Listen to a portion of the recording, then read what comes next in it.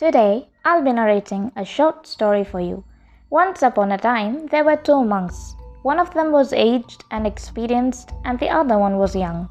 One day they were walking through the forest talking about philosophy.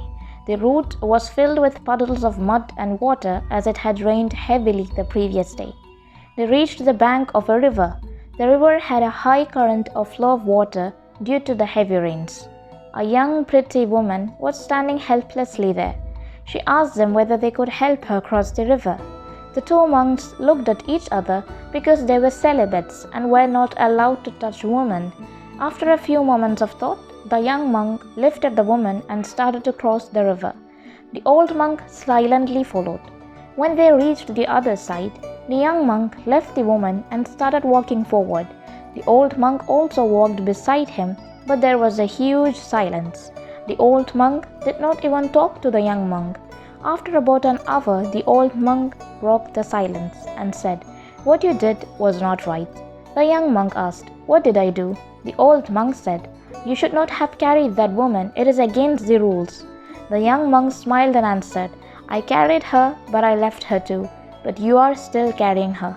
That's the end. Got the moral of the story?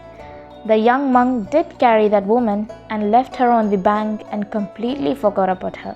But the old and experienced monk did not carry her on his back, and still he carried her in his thoughts, even after an hour.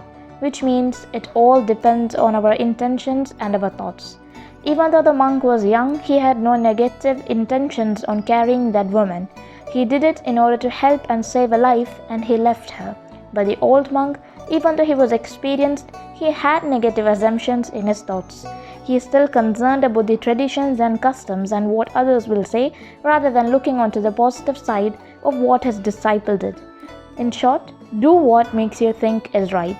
And if you're living concerned about others and what others will say to you, you can never succeed. And once something had happened, do not carry it on your thoughts. It can turn into ego. Leave it over there and look forward.